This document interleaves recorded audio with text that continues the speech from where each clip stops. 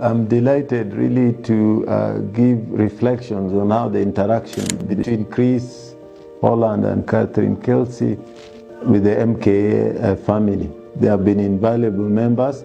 Chris has really boosted the maths department in revolutionizing really how maths is taught by bringing it back to life. The energy he has shown has been really impressive.